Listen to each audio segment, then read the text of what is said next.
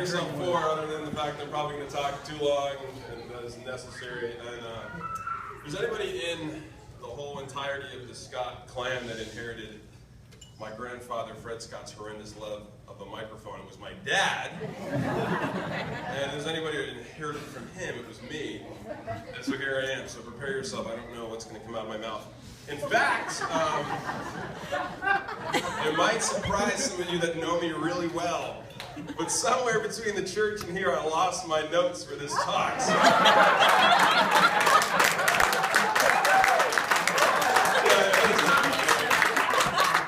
nothing can make my Anzana more happy than me. It's totally irresponsible.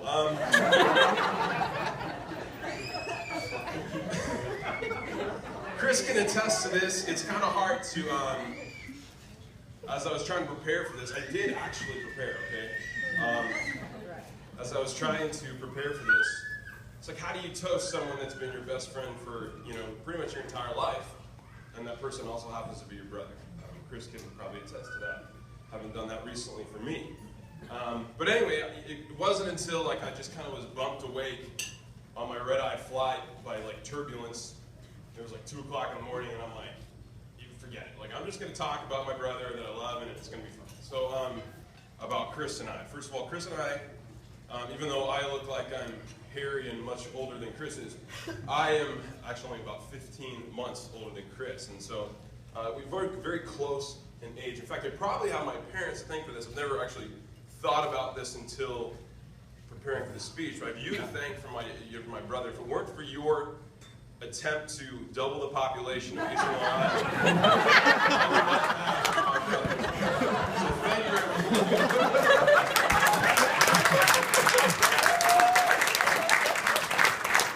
Where's Brendan now? Anyway,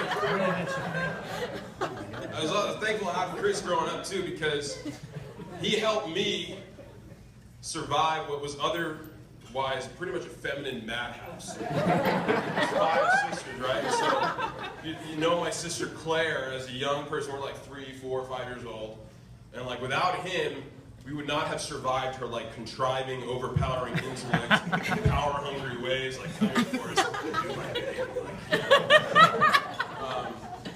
And I also could rely on Chris for keeping the little sisters in check, because I was one sibling removed from Katie, and so I could be the gentle, cool older brother, and Chris was like, no, you're get in line, I am older than you, that kind of thing. In fact, it was for a period of about 3 to 5 years growing up. I kid you not, every single night at dinner, Katie would sit next to Chris. I don't know why, it's a glutton for punishment, sitting next to Chris, and without fail, at some point, we were, you're probably 10 years old, without fail, at some point in the dinner, whether maybe it was Katie said something annoying or totally unprovoked, and she just had been sitting there bothered for too long, and Chris would just give her a gentle shove off her chair onto the ground. Every single night. Every single night. And she would go to the ground in a subsequent laughing fit. But come back the next night and sit right next to Chris, knowing this was going to happen. I could rely on Chris to keep the, Katie and Mary Beth, the little girls growing up, in check. Also, Chris and I didn't necessarily get along for all of our, we were brothers. There was this quarreling that went on, I think of high school, that 4-year period there. Chris, I don't know if you know this, Chris was rather a angsty teenager. Long, messy hair. Listened to emo band after emo band after emo band. He has some really god-awful emotional AIM screen name. Don't get me started on the Sweet 16s, okay? This guy has been to more Sweet 16s when he was in high school than anybody I've ever met in my entire life. All my friends combined. This kid was broke. He was a lifeguard in high school. But because every single weekend he needed to put $40 in a card to give to some random girl that was interested in him, but he wasn't interested in her. Andrew, we stopped counting at 25. It was 25, literally 25 Sweet 16s. I'm like, Chris, you're a sophomore in college. You can stop now.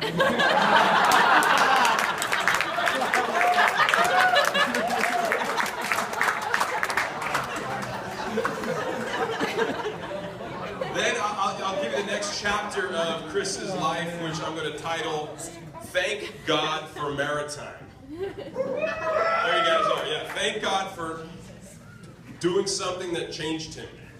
I don't know if he learned anything in this school. I think he actually just spent 4 years honing his sense of humor. Honestly. And like, if you know Chris, if you've ever been on like a family dinner for Chris, he can literally have everyone in the room on the ground laughing hysterically. And he's saying like this. I don't get it, what's so funny? What's so funny? I knew it was going to be a good school for him when he came home from his first week of indoctrination week, which is basically, hey, come for an orientation, we get to haze you. It's a military, kind of a semi-military academy. And apparently he was walking across the campus with a box of like paper goods or something. I don't know, like some senior had told him, hey, bring this over there. And he's like, okay. And he's like walking square corners, you know. And another upperclassman came up and said, you know, whatever, Cadet Mug Scott, like stop. And he draws his parade sword, throws it through the box of paper goods he's carrying, draws the sword, puts it back, and now Chris is left to like pick up whatever was all over the ground because this kid decided to throw his sword through this box of paper goods. And I was like, all right, Chris, this is going to be good for my brother. Somewhere along the way, we almost simultaneously developed a like what I want to call like an unquenchable thirst for adventure, right? And this kind of somehow got us into troublesome ways. Sometimes led us to really cool things. I'll never forget, I was just graduated college, and I called Chris up, and I was just like, he was this junior in college, I suppose, and I was like, dude, I want to go, you know, like backcountry skiing in New Hampshire. He's like, do you know anything about that? I was like, no, let's do it. And sure enough, like I packed up like my Coleman tent, and we were like off first weekend in April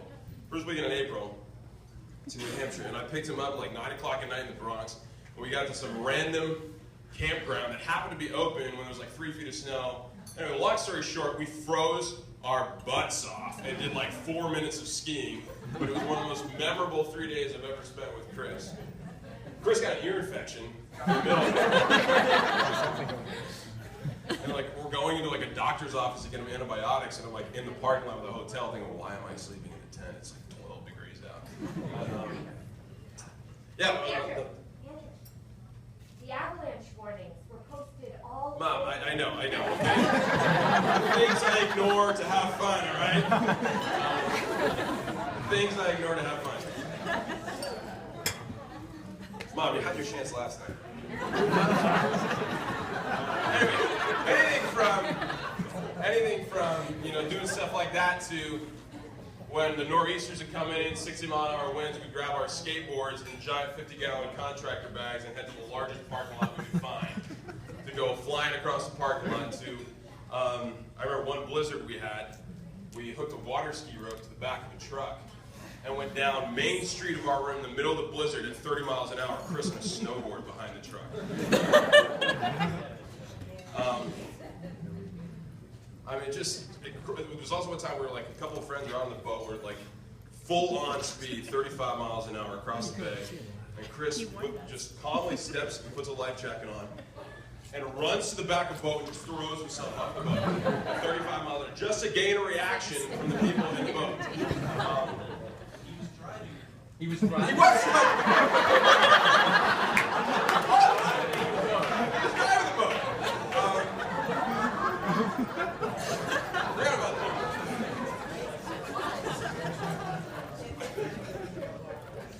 Yeah, so we were just you know, one more kind of adventure story here is we got a foot of snow or something, and Chris is like, I want to snowboard off the roof. And I'm like, all right, let's do it. You know, like, no questions asked, let's do it. We're like in our late teens, early 20s, and Mom's loading up the van to like take the girls to, I don't know, like preschool, because it's normal to have a 22-year-old son at preschooler. And I'm sitting Chris, I'm sitting in the yard, and Chris is half out my bedroom window, coming off my mattress, strapped into a snowboard, and I'm like, I got the camera, I'm like, Mom! Chris is snowboarding off the roof, and she's just like, what? Chris is snowboarding off the roof. Load the wood box, keep the fire going, and drive yourself to the hospital. She gets me going.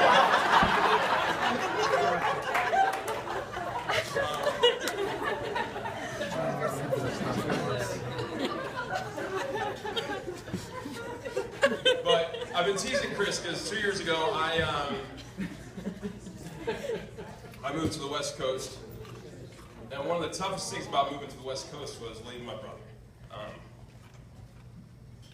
who had been, as Annalise said, my partner in crime for all these things. And I've been teasing him, especially in preparation for his bachelor party when we went shark fishing, teasing him that he was, especially to all his maritime buddies and friends from home, that he's losing his edge, right? He's losing his edge, thirst for adventure, which isn't really true, but for lack of better description, I left him to try and defend the wonderfully woman-domesticating ways of Christina, and he has not been too successful in defending it. So you can see he's getting married. It's awesome. And but really, at the heart of that teasing, it's as he fell deeper in love with Christina, he realized that the adventures that gave us kind of the cheap thrills would not be nearly as big as the thrill as the adventure that they started this morning, this afternoon. Dang it.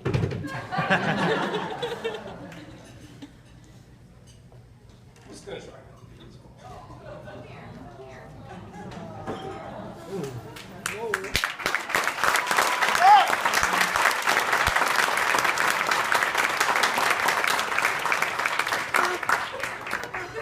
Did I do this before that?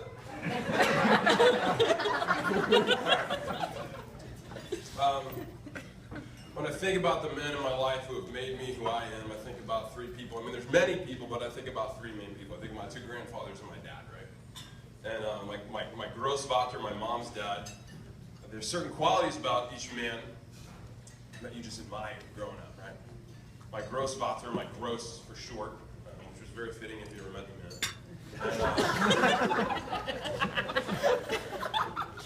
I think about his strength, his fortitude, and his devotion to his faith. It was things that I looked at and I just admired. Think about my papa, right, my dad's dad, his just ability to love anybody that walked into a room. I mean, you met the man, you almost immediately felt loved by the man.